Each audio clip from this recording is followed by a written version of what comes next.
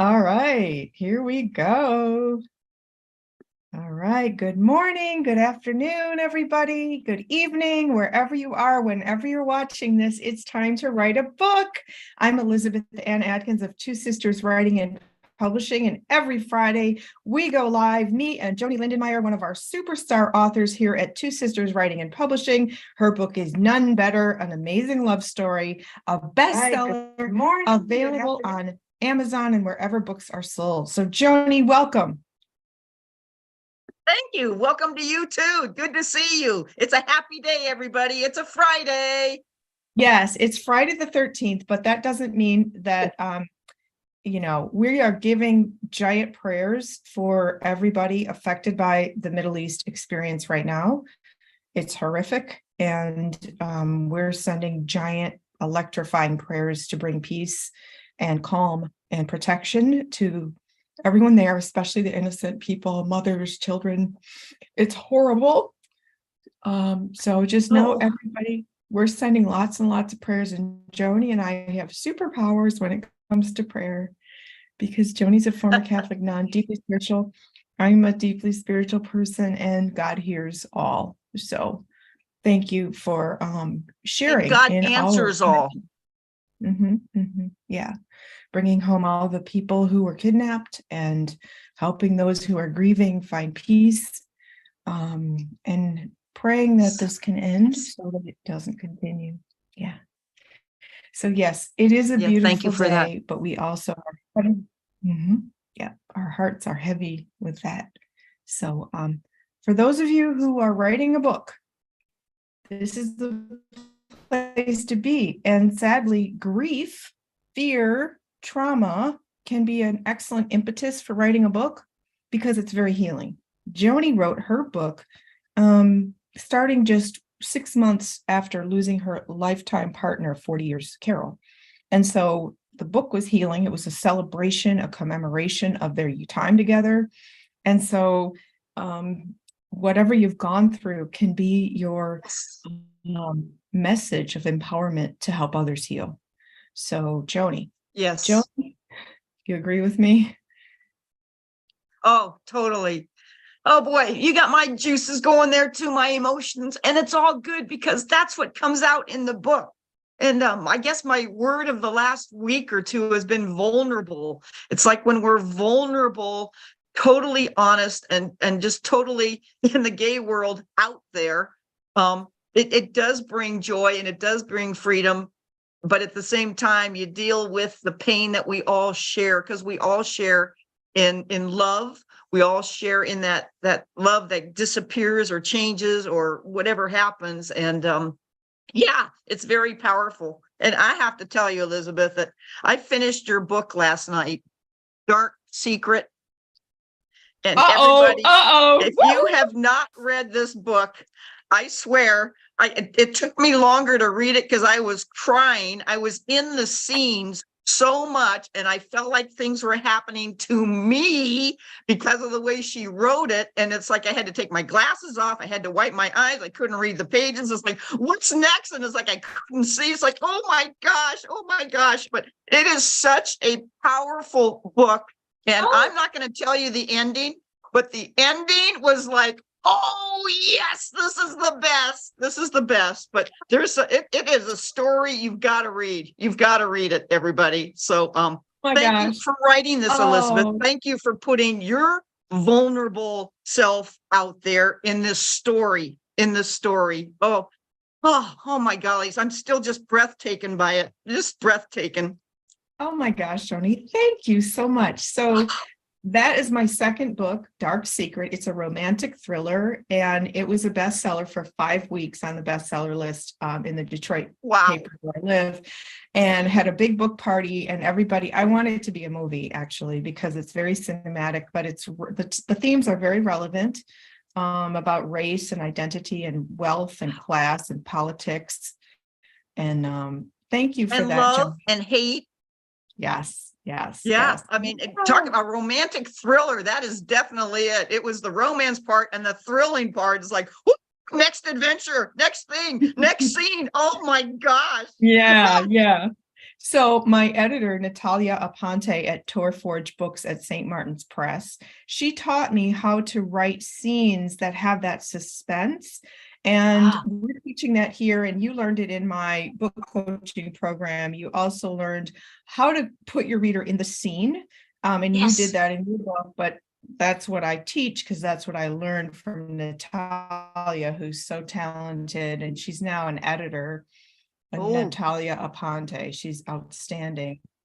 And so the point is that as a book coach, I teach all the things that Joanie just shared about my book with my book coaching clients, which include Joanie, because then I can instill those skills. And Joanie had never written a book. Her six senses, she put the reader there with crisp dialogue. She shared historical context, because coming out today versus coming out in the 80s at the height of the HIV/AIDS epidemic, when it was downright dangerous, people were getting beaten and killed, blamed for the epidemic. I mean, it was a really scary time.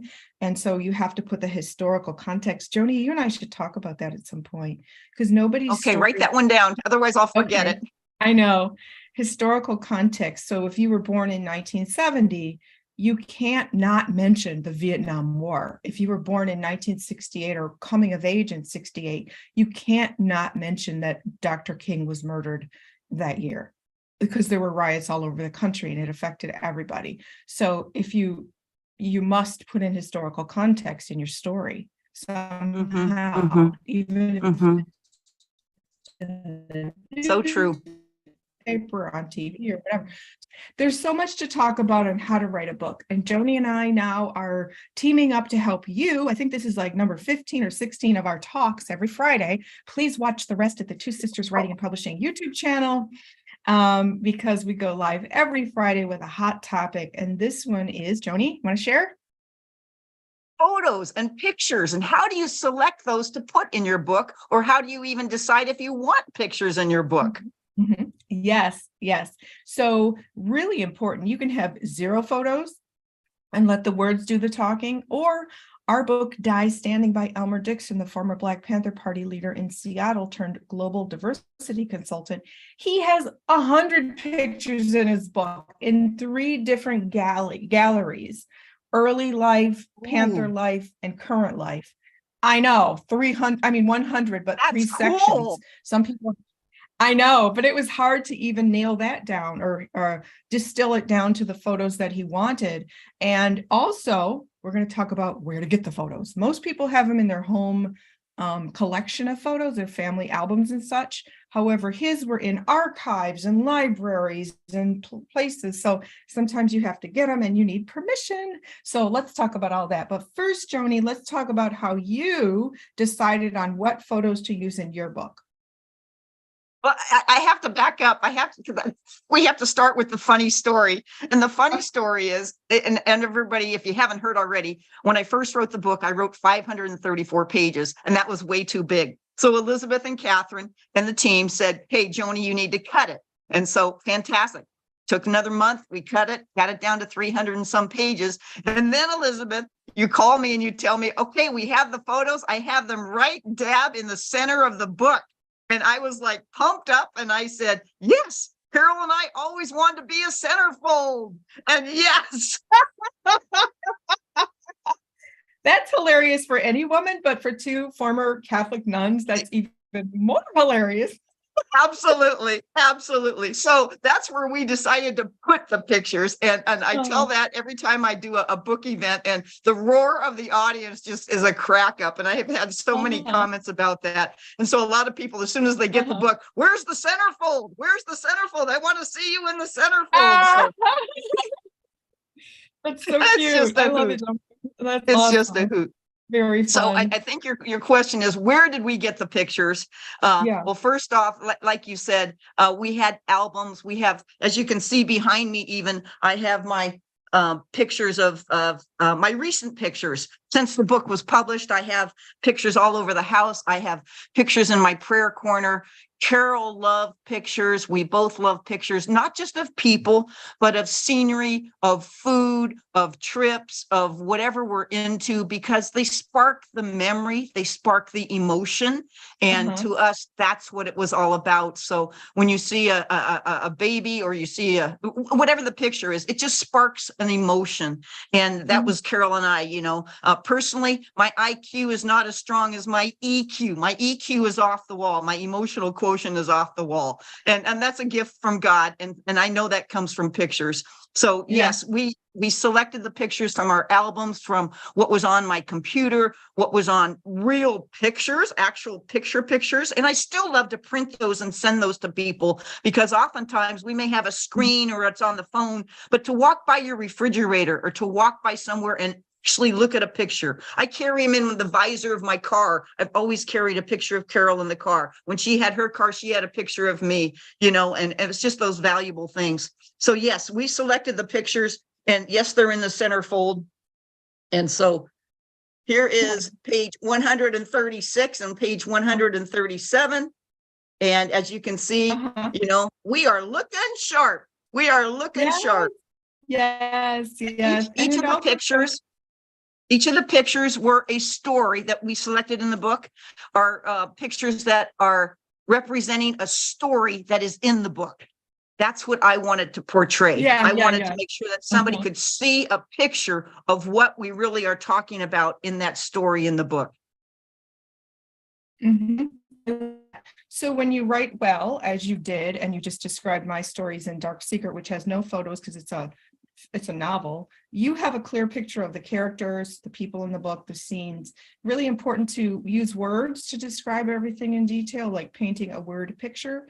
And then when the reader gets the extra treat of seeing the photo, and I love yours because it shows you in your 20s when you met Carol, and the whole lifetime progression into your 60s when she passed and went to heaven.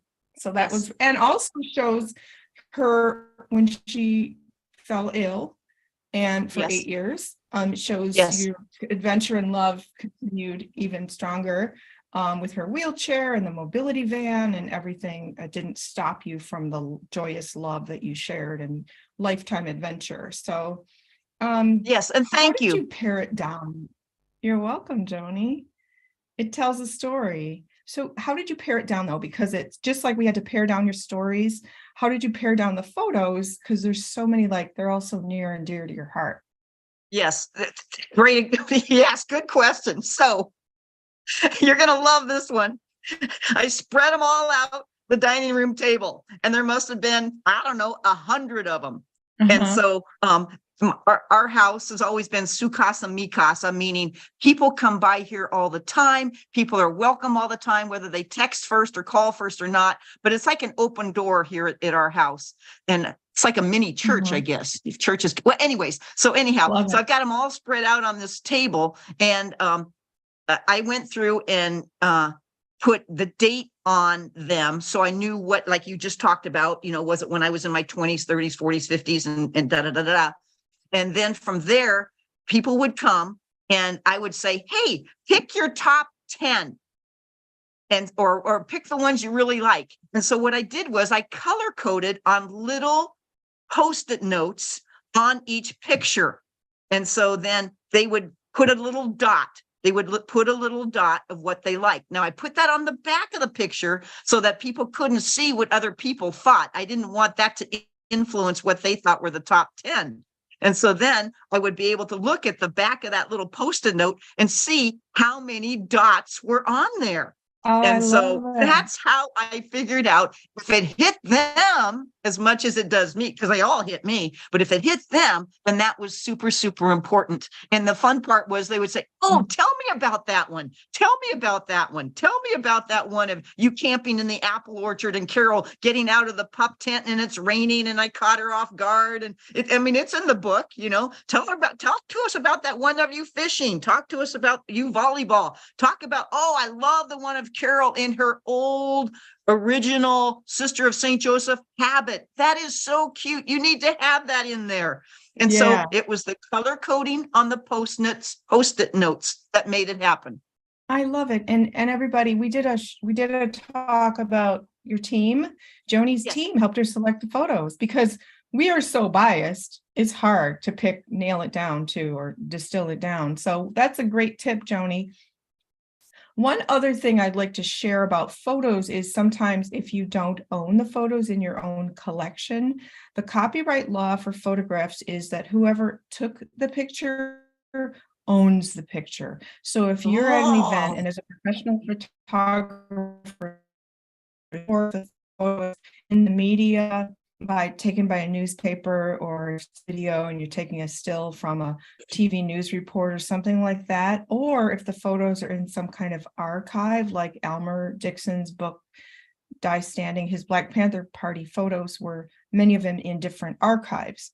We had to get written permission to reprint those photographs from the archives. And so it's intellectual property, it's copyright law, and you're not allowed to reprint, republish any photo that's owned by someone else. So make sure that when oh, you're going through your photos, you own them, they're in your personal collection. And so, for example, former Detroit Mayor Dennis Archer's memoir, we had pictures of him with former President Barack Obama, former President Clinton. We had to get permission written via email. Email is a written permission from the Obama Library, the Clinton Library, and various other places. I think the White House archives. We had to get those permissions. And we here at Two Sisters Writing and Publishing require the authors to get the permission because it's a lot of legwork. And some places want you to pay, especially if you're using song or film lyrics or something like that. And some places just straight up say no. But if you publish it, you're at risk for lots of things. A cease and desist letter from a lawyer saying take it down. Another thing is that fees for copyright infringement. Don't want to go there. So make sure you own those pictures. Joanie, that wasn't an issue for you, but oh, do but you that is have such any a really, other really good advice? point. Because, oh man, can you imagine writing a book and then having a lawsuit or something terrible happen because you had a picture in there that you didn't think about? It's like, oh my gosh, thank goodness that you two sisters are wise and you know all that and you share all that. That is awesome, Elizabeth. Oh, thank you. Thank you. So we actually know an author who spent 2 years marketing her book, and she published it finally and got a letter from a lawyer saying that the book title was owned by someone else and that she had to take her stuff down after a 2-year marketing campaign. Excuse me. Wow. What a nightmare, right? Yes. And Oh my so gollies. we have a trademark lawyer, Leah Halpert, that when in doubt, ask a lawyer. And she's Yes.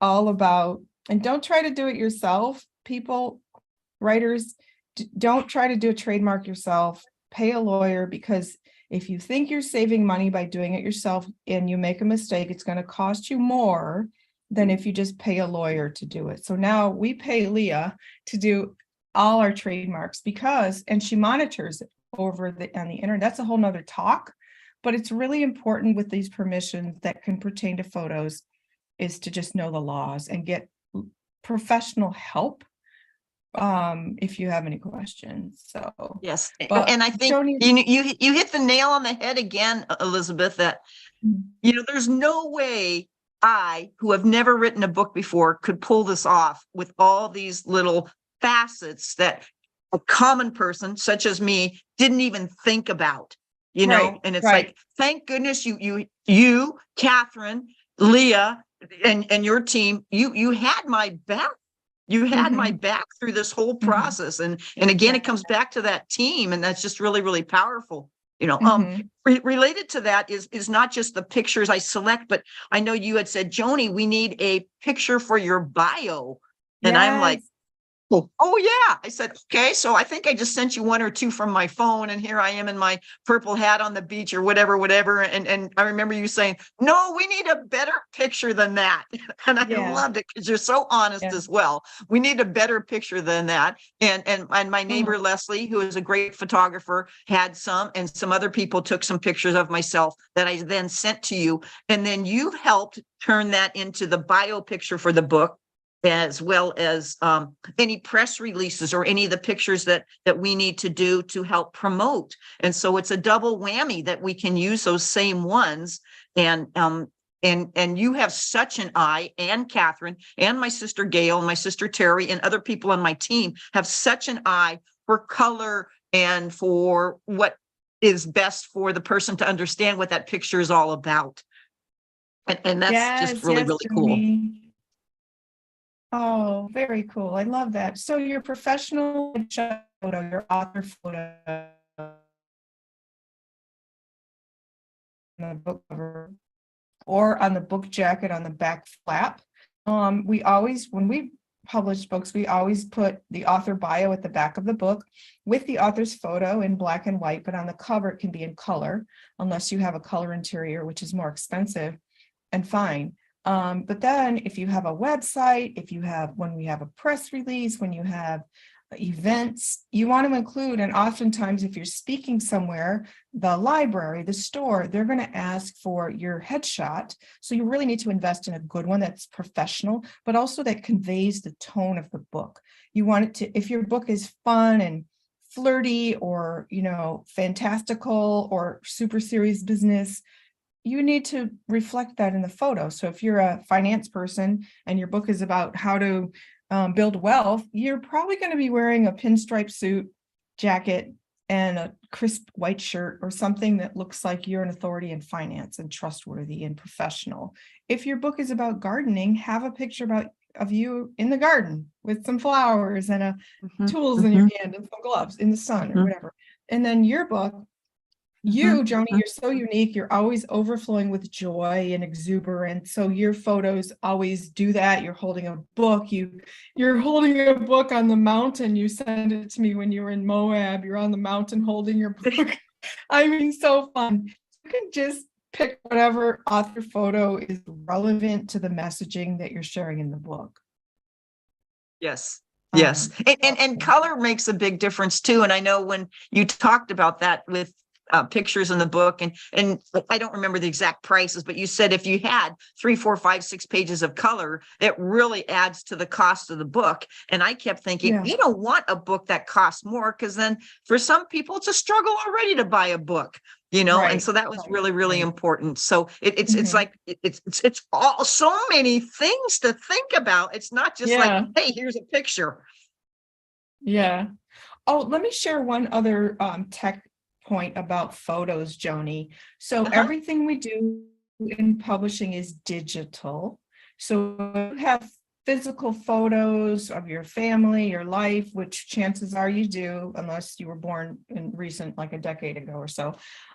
You have physical photos. They have to be scanned into a computer, and they have to be scanned well, so it's clear, and they have to be crisp, high resolution, and they have to be emailed or put in Dropbox and transferred to us if we're the publisher, or whoever your publisher is. You need your photos in digital format. And if you don't have the capability of doing that yourself on your own printer scanner at home, you can go somewhere like Staples, Office Depot, the UPS store, Kinko's, FedEx. They'll do it for you, scan your photos into email and forward them to you, or put them on a flash drive so that you can share them with the publisher and also use them online. So for example, those 100 photos that Elmer Dixon has from his book, he has a social media manager who takes those photos and posts them on his Instagram account so that they can be used for content to generate interest in the book.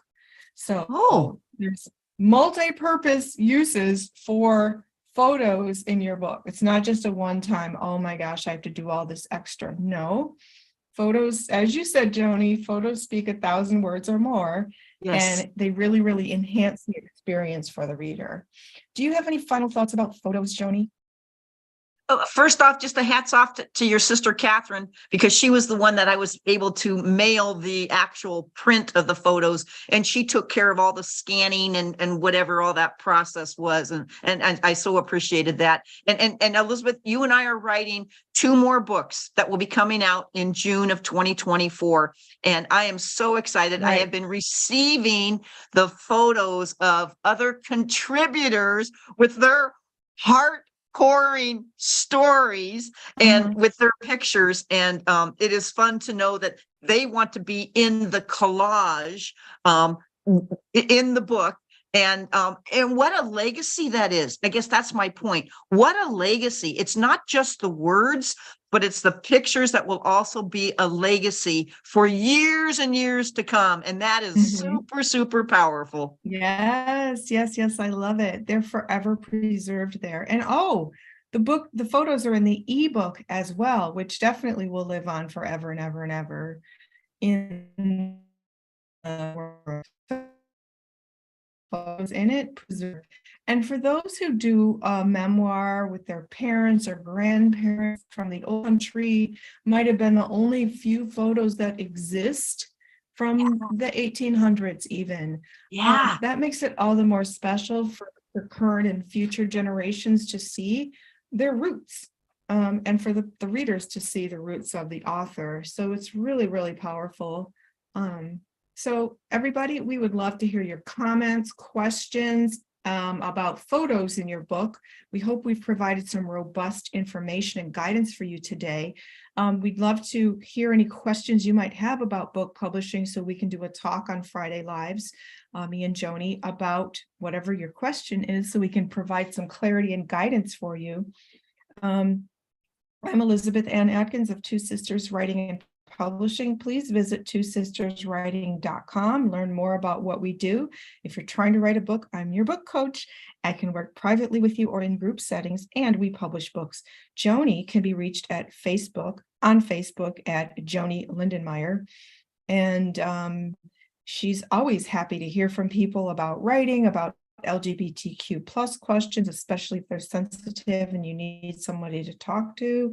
As a former Catholic nun, she's a counselor in that people open up to her and she prays on them or anoints them with oil, and it's just beautiful.